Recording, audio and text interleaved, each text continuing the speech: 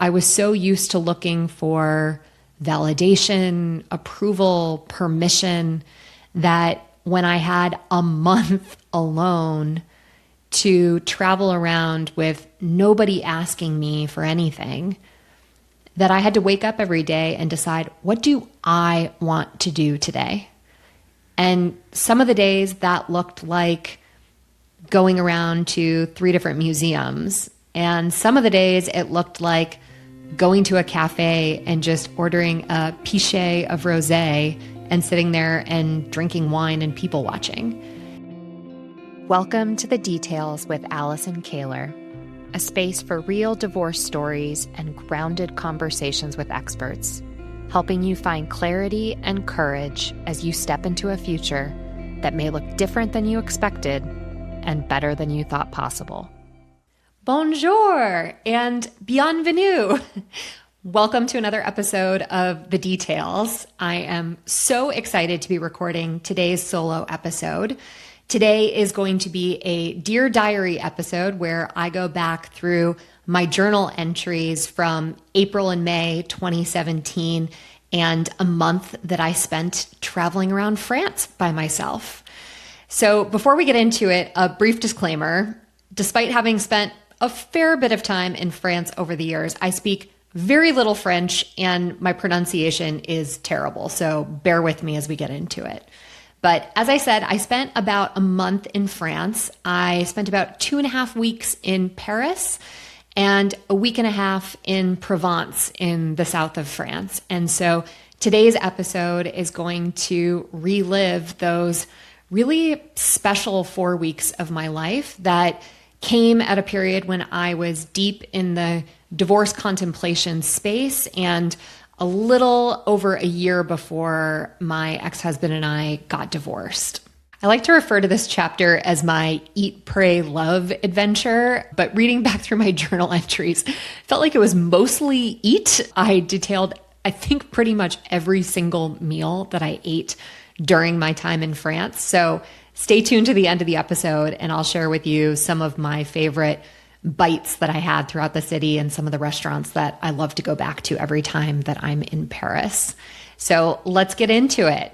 My trip to France was inspired by a trip to the Art Institute of Chicago that I took in February of 2017, so just before this trip. And so I'm going to start this episode by reading from a journal entry from that day that I went to the Art Institute. This is February 26th of 2017. I'm at the Art Institute and sitting in front of a captivating oil on linen by Jackson Pollock called Grade Rainbow. It's abstract and messy and nonlinear, predominantly black and white. There are shades of gray and hints of yellow, teal, purple, orange, blue, and rust. What strikes me is how we talk about life being black and white, which implies straightforward decisions, clean lines, and absence of ambiguity. The black and white in this painting is messy, though. It's illogical, full of emotion, and lacking patterns or direction. It's difficult to know which side is up or down, left or right. The shades of gray and color bring cohesion to the painting. With the color concentrated in the bottom third of the painting, I'm drawn there, away from the top, which is more black and white, stark. This is life. It's messy and nonlinear, but the chaos is beautiful. I'm now back in front of the haystacks, where I started my wanderings today. What brought me back to Monet's series of stacks of wheat wasn't what immediately drew me to the Impressionist exhibits. It is the notion of the world without one fixed appearance, that despite some object permanence, i.e. stacks of wheat, how we view the world changes constantly, i.e. due to weather, light, atmosphere. Taken with Warhol's quote, "We spend much of our lives seeing without observing." I'm struck that most of my life has been about seeing haystacks instead of observing and experiencing the world around me. This trip to the museum has been inspiring. I want to go back to Paris and potentially some more rural parts of France like Provence. I want to taste buttery croissants, drink cool Sancerre, experience the light captured by the Impressionists, walk through mist and fog and rain, wander and enjoy the journey rather than the destination. So what's crazy reading back that journal entry from February of 2017 was that I didn't know at the time that this trip would happen. I was coming off of my most difficult consulting case that I had ever been on, and I was totally burnt out. I was deep in the divorce contemplation phase, lots of individual and couples therapy appointments, and I just needed some relief. And as you can hear in that journal entry, just a desire for pleasure and for joy and experiencing life. And what I noted reading through the journal entries that follow was that it was 14 days later that I booked a 2-month leave of absence from work and planned this trip to Paris. I arrived in Paris on April 20th, and I decided to stay at a hotel in this is where my pronunciation goes bad, but the Saint-Germain area, Saint-Germain, Saint-Germain, somewhere in there. Anyway, had a beautiful arrival. I went to the Café de Flore, which is a very well-known institution in that part of Paris, and had the most beautiful first day there exploring that neighborhood. But on the plane on the way to France, I decided to watch the movie Eat, Pray, Love. So I said this was my Eat, Pray, Love adventure. I had read the book by Elizabeth Gilbert, and I rewatched the movie starring Julia Roberts on the plane. And in my journal, I wrote down one of the quotes from that movie, which is, "In the end, I've come to believe in something I call the physics of the quest. A force in nature governed by laws as real as the laws of gravity. The rule of quest physics goes something like this. If you're brave enough to leave behind everything familiar and comforting, which can be anything from your house to bitter old resentments, and set out on a truth-seeking journey, either externally or internally, and if you are truly willing to regard everything that happens to you on that journey as a clue, and if you accept everyone you meet along the way as a teacher, and if you are prepared most of all to face and forgive some very difficult realities about yourself, the truth will not be withheld from you. I can't help but believe it given my experience." And so I think there was something about this quote that really spoke to me as I was preparing for this journey. I think I unintentionally was ready for clues. I was looking for teachers. I was looking for answers. I wanted, yes, a break from work and beautiful travel and wonderful food, but I also wanted clarity and answers to these questions that I was seeking on my divorce contemplation journey. And I started to find some of those teachers along the way. So let me bring you into one of the days that I was exploring around Paris. This is day 7 of being in Paris. Today I explored Montmartre, starting with a croissant baking class where we made croissants, pain au chocolat, twists with pistachio pastry cream and cocoa nibs, Danish with vanilla pastry cream and candied raisins, and pain aux raisins. The pastries were so dark they looked burned, but Ariana told us this was the color to look for to ensure the middle wasn't raw. They were so good, fresh from the oven. After class, I walked through the Place du Tertre, visited the Musée de Montmartre, and then had a lovely meal at La Mascotte. 6 oysters accompanied simply with lemon, buttered bread, and a glass of rosé champagne. The highlight, though, was Nasser, my waiter. He gave me recommendations for Provence since he comes from Uzès, as well as life advice. To appreciate all life has to offer, the sweetness and the bitterness. He said, if you experience sadness, be grateful you have a sweet heart to feel the pain. What a lovely teacher to encounter today. And I continued to meet different teachers throughout my trip. And What it really reminded me of is that even when you're traveling alone, it doesn't mean you have to feel lonely. I think sometimes Paris gets a bad rap for the French not being very friendly or open, but to me, I found it totally the opposite. I was constantly welcomed by wonderful servers and hotel staff and just individuals that I met throughout the way. And I think because I tried with my poor broken French to say, "Oh, je ne parle pas français, parlez-vous anglais?" They would say, "No, you do speak French."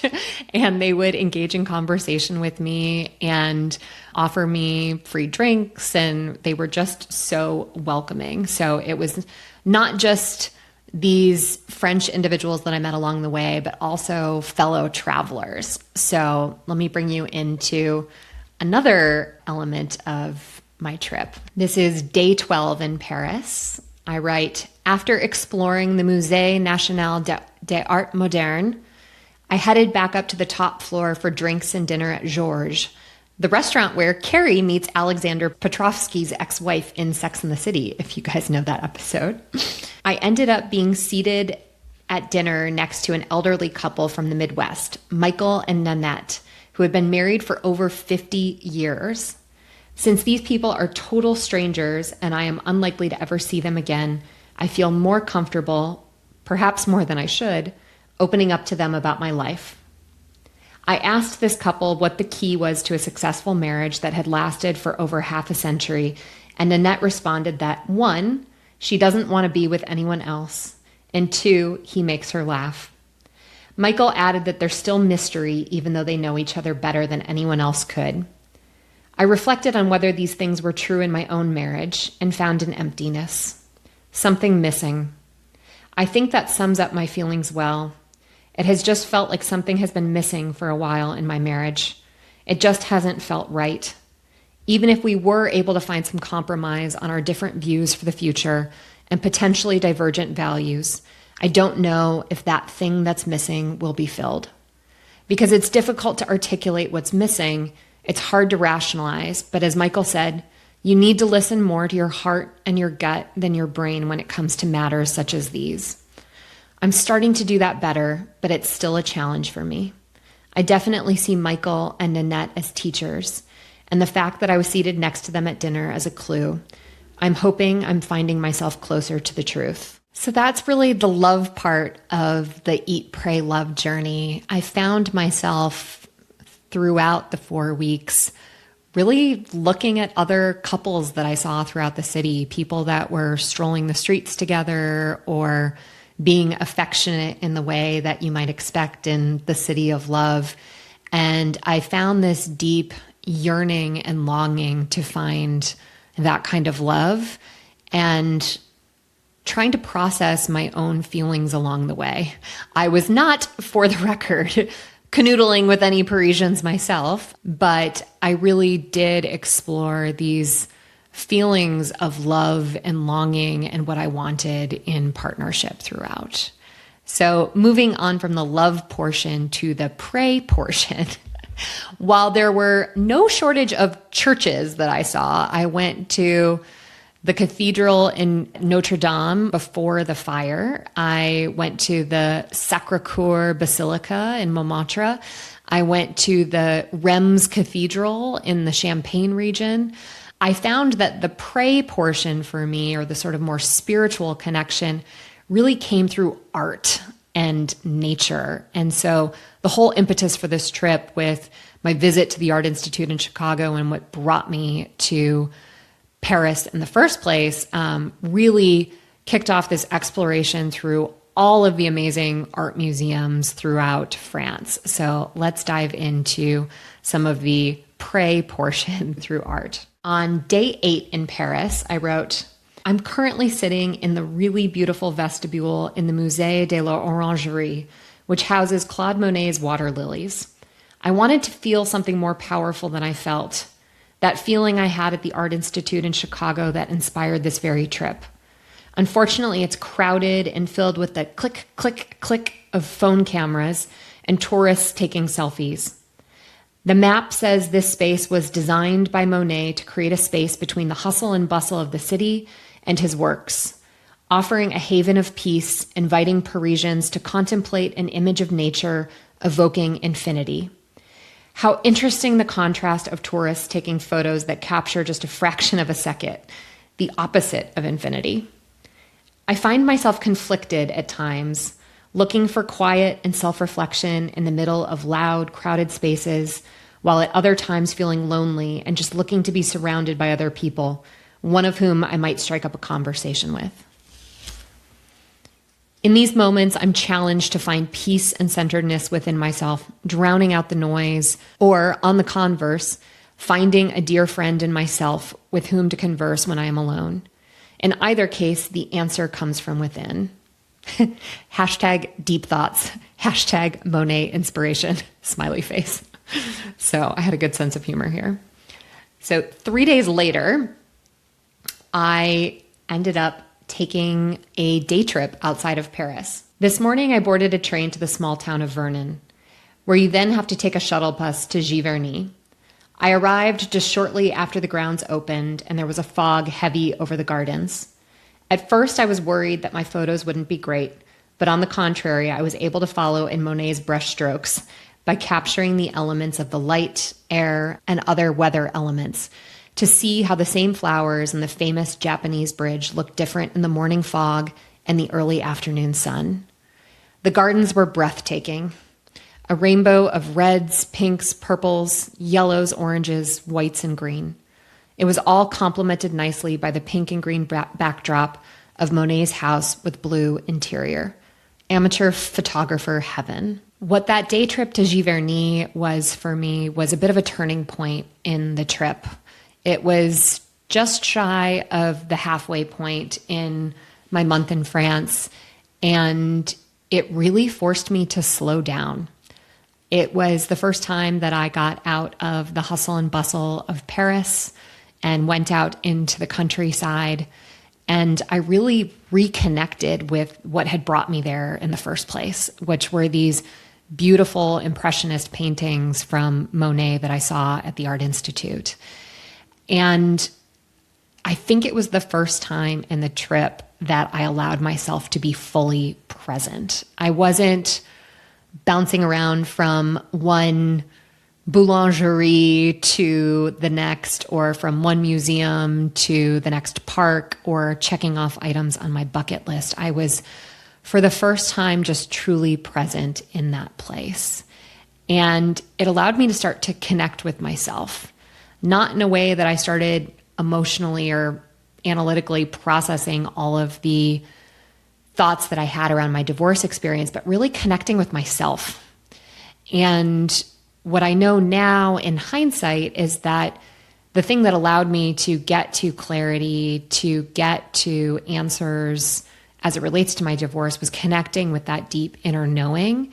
And that day of presence, that day in Giverny, was one of the first days that I was really able to do that, to connect with myself, to be present, to just notice the things around me. And it was such a gift and a real turning point for the rest of the trip. So 2 days after that trip to Giverny, I took the TGV train from Paris down to Marseille in the south of France, and then took a smaller regional train from Marseille to Aix, which is spelled A-I-X. I think I'm pronouncing that correctly. But Aix-en-Provence was my home base for the rest of the trip before I returned back to Paris to fly home. And I had all these glamorous notions of what my time in the south of France would be.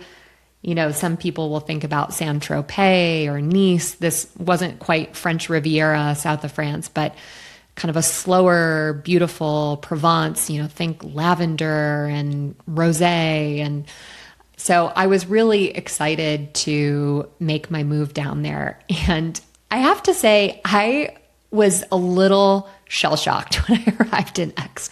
First of all, the Airbnb that I booked was not totally what I had expected. I showed up and it was pouring rain, and I waited outside this Airbnb for about 20 minutes with all of my luggage to be let in. And so I arrived like a drowned rat to this place, and it didn't feel like the beautiful, lovely space that I had been in Paris previously. So after I got settled that night and dried off, I took myself out to dinner and decided to kind of walk around the town. And before I found my restaurant for dinner, I walked around the city center and from my Airbnb from one end of the town to the next. And I think it took me like less than 20 minutes to traverse the entire city. And I had this moment of, oh no, what have I done? Why did I leave Paris? Why did I come here? This place is so small. There's going to be nothing to do. I'm here for a week and a half. Like, what am I going to do with myself?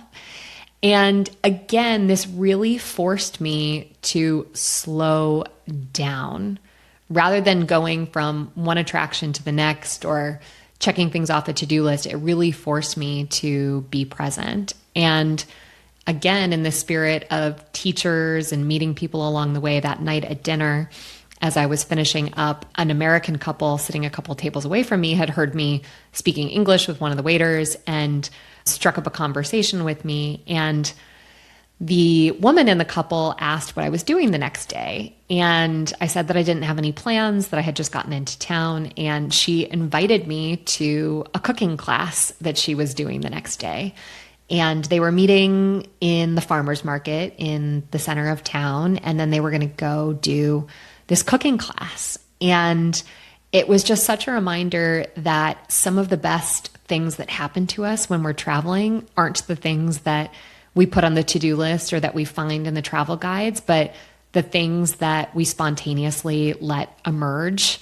And it was one of my most favorite experiences from the trip, and especially from my time in Aix. Another memorable moment from my time in Provence was taking a day trip to the town of Cassis, which, if you have not been, I highly recommend. It was such an amazing memory for a couple of reasons. One is the day itself was magnificent. It was beautiful and sunny and warm.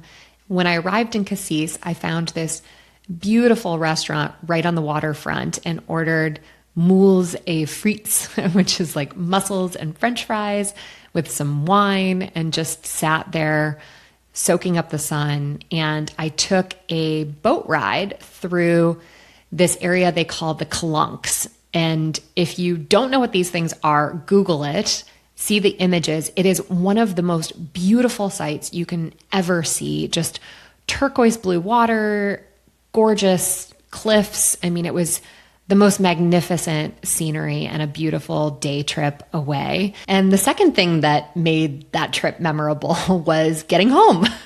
I said before I had to take a couple different buses to get from Aix to Cassis. So on the way home, the first bus that I was on was delayed for some reason, and I was likely not going to make my connection to the second bus, the last bus to get from that stop. I think it was called Aubagne or something, to get back to Aix on time. And so I figured out on my phone how to use Google Translate and talk to somebody else on the bus to figure out where to get off of this first bus to change the stops and get on a different bus to get back to Aix. And I made it back in one piece and really learned how strong and capable and independent I was, and how I could be that way on my own. I, had traveled with friends before, had traveled with family, but being out in the world in a foreign country where I didn't speak the language,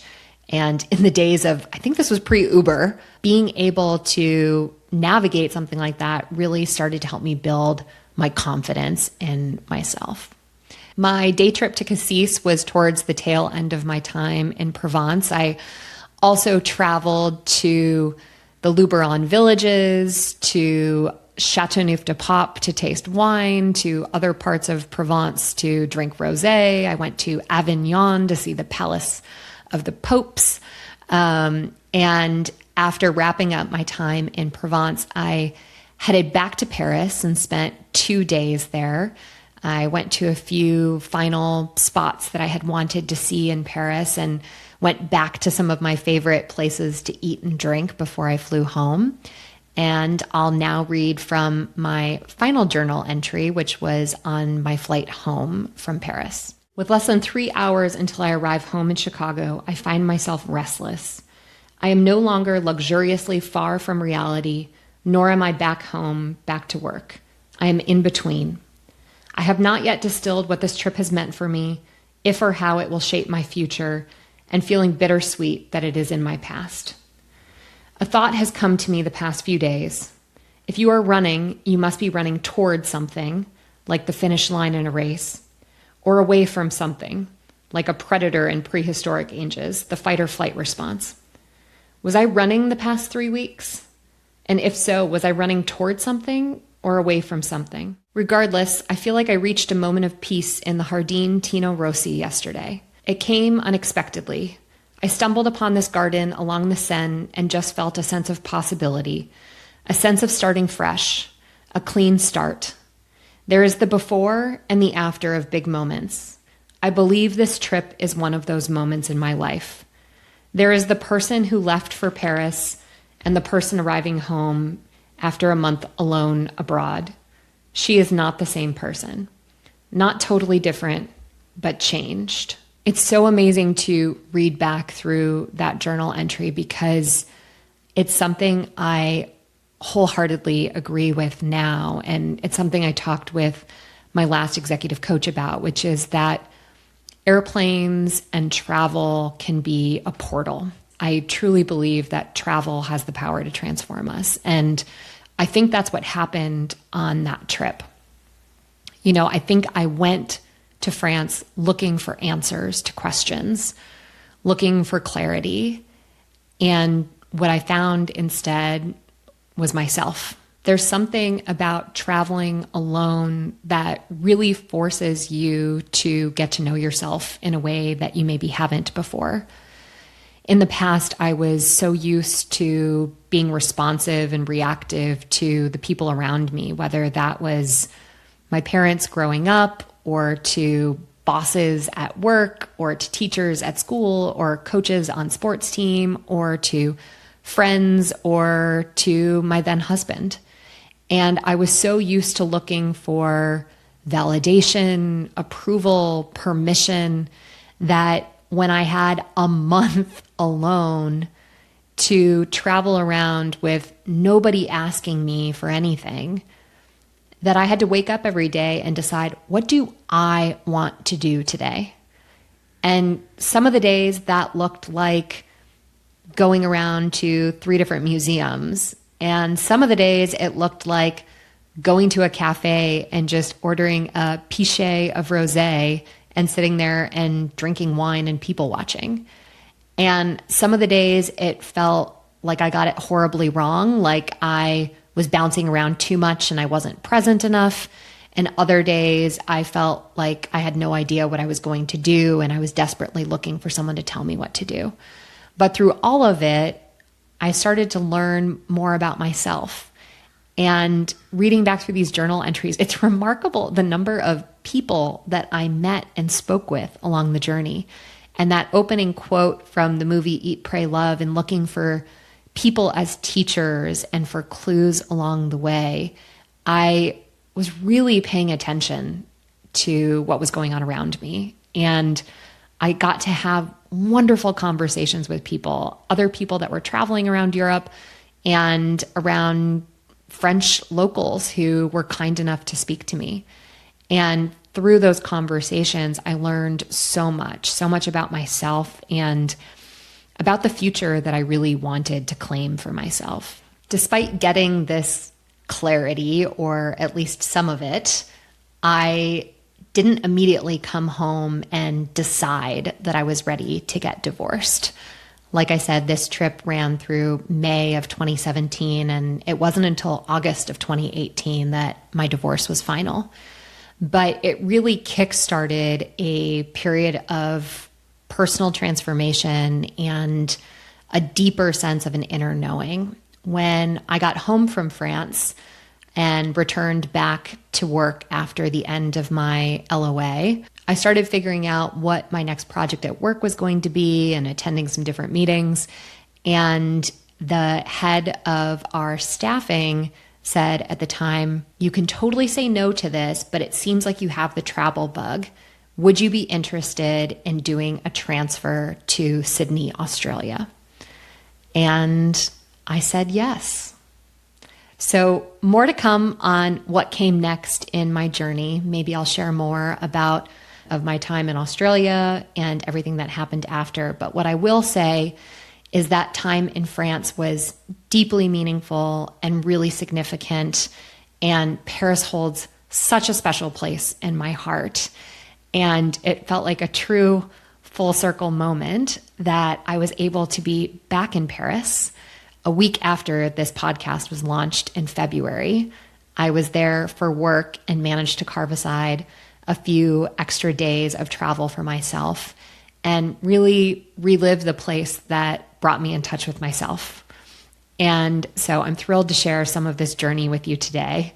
And I feel like I have enough for like a whole book in this diary on my time in France. It was really hard to pick a few entries to read from today. So I may put together a bit of a Substack or list of recommendations for my time in France. So if you are interested in my top tips for Paris and France, you can send me a DM at The Details Podcast on Instagram. I'll link that in the show notes. And I will send you some of my favorite travel tips from Paris because I couldn't fit them all into this episode. But I will leave you with 3 of my favorites. So we've talked about the love and the pray portion, back to the eat portion of Eat, Pray, Love. Here's 3 of my favorite things to eat or consume in Paris. One is the chocolate and pistachio snail, not like escargot, but like a pastry from Du Pain des Idées. The second is the chocolate mousse at Chez Genou. Highly recommend. And I'm not going to spoil the surprise, but I will just say, go to Chez Genou, order the chocolate mousse. And the third is the clean, dirty martini at the Bar Hemingway at the Ritz. If you want to go and have a super chic Parisian moment, that is a great place to grab a drink. That's a wrap on another Dear Diary episode of The Details. This has been such a fun one to record and to relive this really special moment of my life. Thanks for coming along for the ride. And for more episodes like this, be sure to follow or subscribe wherever you get your podcasts. And we'll look forward to seeing you next week on The Details. Thanks for listening to The Details with Allison Kahler. If this episode resonated with you, be sure to follow the show wherever you listen to podcasts. And please consider sharing it with someone who might benefit from it. New episodes drop every Tuesday.